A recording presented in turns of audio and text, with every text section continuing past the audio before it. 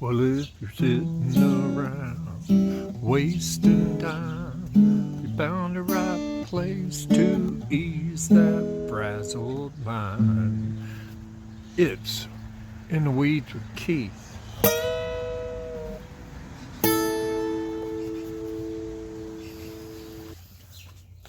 Hi, everybody. It's the next day, whatever day that is. Pretty soon I'll start losing track of all the days.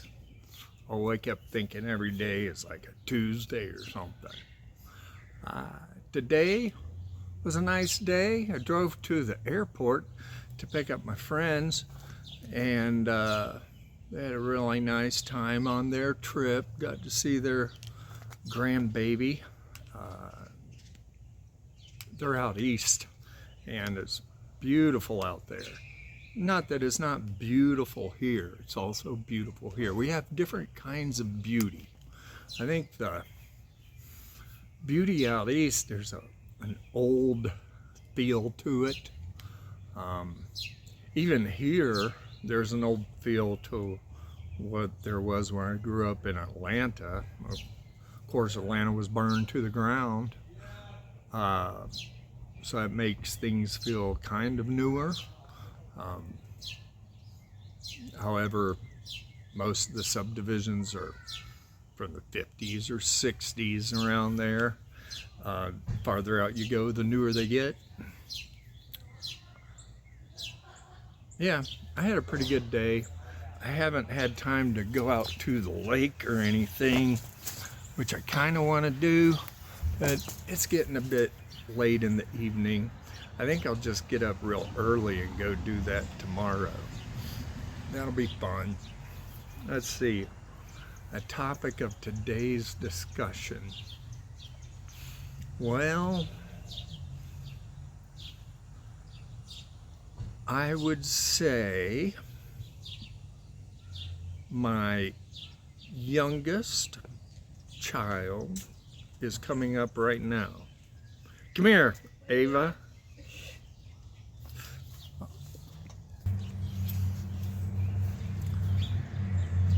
So yeah, she's off to her mom's for a week, which is a nice arrangement during the summer. You know, all my kids are old enough now, we don't have to follow the court documents or anything like that. Not that most people don't, I've discovered, but for my ex Michelle and myself, it always seemed to work out best just following what the court said, and that just made it real easy. However, all of my kids are out on their own now, except for my youngest, and she is just finished her second year of college. She's really bright. She's doing meteorology. I don't know the first thing about it. I know how to look up, and I know those clouds I see right now are wispy clouds. Those are not what I would consider rain clouds. Who knows? I gotta plant some flowers. I got a whole bunch of flowers, and it'll probably be the last time I get a whole bunch of flowers, because I've been the band director and we always had a flower sale, and I may get some next year. I probably won't get as much though. But one of my friends has this garden where she's taken big containers and put some kind of pottery or something down at the bottom, covered by some of that gardening cloth, and then she cut a hole right above where the garden or where the pottery stuff is, and has a big tube, PVC pipe stuck in each one, and she fills the water up in that PVC pipe until the water comes out of that little hole, and then it's full, And then I'll tell you what, I've never seen vegetables, at least for a person in town around here, get so big. So I got to try that this year, see what happens. I don't know where I'm going to put it. I have a issue with sun in the yard. The sunniest parts of my yard are right here behind me. And there's another part of my yard that's sunny, but it's right out along the street. And we have deer that get in here, and I'm be afraid they'd eat the stuff. Though we did have a garden out there once, but deer are worse now in town than they used to be. I got to plant this dogwood tree. Yeah, dogwood tree. Got that for my retirement party. I love it. But planting it's a big decision. I mean, that's a commitment. Once you plant a tree, you've planted a tree. It's not like you're going to dig it up and move it around again if you don't like it. So, I've decided, in the past, I put plants and flowers and things on the sides of my house where people in the neighborhood can see them, but I can't really see it. So I've decided this year, screw that. I'm gonna put the flowers and things like that where I can see it, so I can enjoy it. And when I say I can see it, that means out my kitchen window. So I'm gonna put stuff out my kitchen window. It's gonna be right here, and by the bird feeders. Bird feeders are going well. They're out of food. They might start squawking at me soon. The only birds that bother me are the starlings. I know I got sparrows, and every once in a while, brown-headed cowbird. You know, I guess those are considered trash birds. And the starling is an invasive species. Starlings, yeah, they'll take over, and then they're mean. They scare the other birds away. So I have a starling that's in competition with a woodpecker for my suet feeder, and yeah, if the woodpecker's there, the starling will come up and scare it away. So I don't know. I spend part of my time thinking about how to get rid of a starling. BB gun. I could hit it with a slingshot. I could just stop feeding the birds, period. But I would almost rather feed and deal with a couple of nuisance birds than have no birds at all. I don't have a dog anymore. I miss Ralph. He got a condition. I'll give him back to Ralph some other time. He was my pup. He was German Shepherd. Anyway, once the dog was gone, I don't know. I was kind of lost with, no one was at home. I lived mostly by myself unless one of the kids is around, and so I started feeding birds. I got that idea. There's a lady in town I had called on a couple of times, and she had a wonderful bird feeder set up. Things are just beautiful. So I decided, hey, I need a bird feeder. They're cheaper than dog food.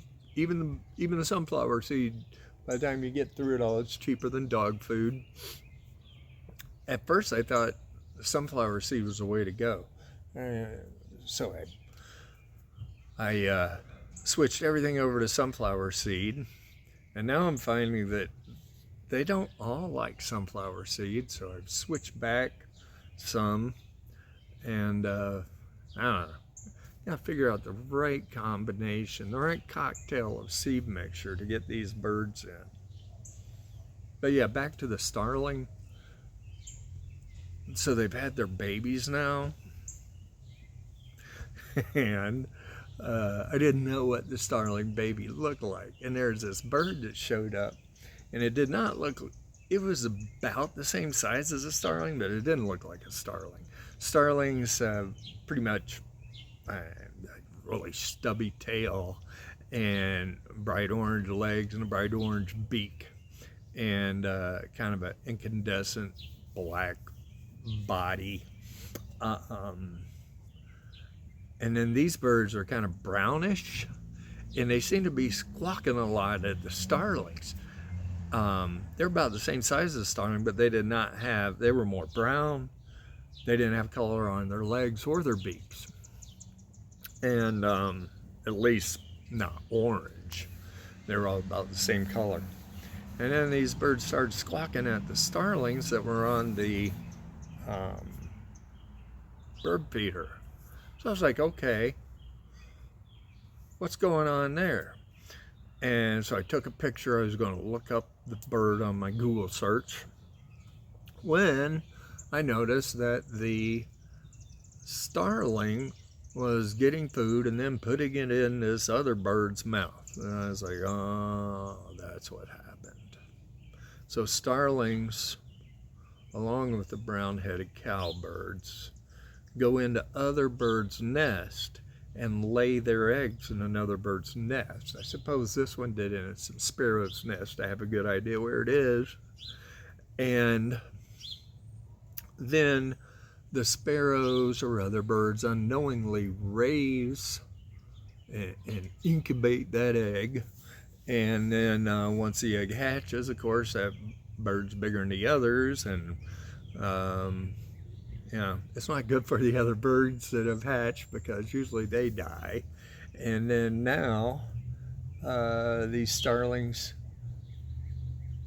have found their babies, which is, I guess I had never followed it through all the way to that circle or that part, but yeah, that's where it is. Yeah, I hope that gas prices continue to go down. They're down about 80 cents now from where they were a week ago, which is really good. I think hopefully, I don't know, world events confuse me. What I really want to do in the life I really want to leave is where I cultivate my own garden. That being my brain too. I want to cultivate my own garden. That's not an original idea to me, it's someone else. Meaning that I can't change what's happening out there. The things I can change are right here in my hands. I can't even change a person standing next to me. So what I can do of myself is cultivate my surroundings, help myself emotionally, be steady and consistent. And that's what I'm doing right now, is cultivating my own garden. Now, in the weeds with Keith means we're getting in the weeds on topics and things like that. And I haven't taken any topics from anybody out there. I don't even know if anybody's watching. If you are, great. If you aren't, that's fine too. I don't care. I'm mostly doing, well, this is like a video log. Maybe my grandkids will watch it one day. Maybe if the world's still around, I'll become some kind of great philosopher or something, and they'll say, look at this Russian guy. But I doubt it. I don't know where I was going with that. I lost my train of thought. Oh, in the weeds. So I was mowing the yard when I came up with that title because, I was always in a battle with the weeds in the yard. And I know my neighbors hate to hear this, but I was always in a battle with the weeds. And now I've given up on the weeds. And actually, my yard out front where it gets a lot of sun and very little water, or water doesn't stay. We're on top of a hill, it's sandy, rocky soil. The weeds stay green, much better than the grass stayed green. So that's where I came in the weeds. Also, if I'm fishing, I spend most of my time pulling my lure out of weeds, the hook out of weeds. I'm not a great fisherman. I am the first one to say it, but I really enjoy it. And I keep thinking maybe one day, all of a sudden, bam, I'll become a great fisherman. The thing about fishing is I got these shaky hands, you know. It's one of the reasons I'm retiring. I want to get done or retired. I want to explore what I can while I'm still able to get around and do things without needing help from other people all the time. But yeah, putting a line on a hook and tying it up, oh, it's a process. It's not uncommon for me to spend 15-20 minutes trying to get a knot tied. So that can be frustrating. And that's why I've started taking out guitar to the lake more. I'll take 2 fishing lines. I got several fishing poles and rods and reels, but I'll take 2 out on the boat with me. When those 2 break, if they break, then I'm done for the day. I can get some more rigged up for the next day. Oh, that's it. You guys be good out there in the world. Be nice to your parents, children, parents. Make sure you keep your kids entertained and do a good job out there. And some of you out there, I know who aren't parents yet, you're going to be great parents. You're going to be awesome. I know it's a scary world coming into it, but you're going to do good. Just love those kids. Read them lots of books, interact with them. Don't ignore them. Take care.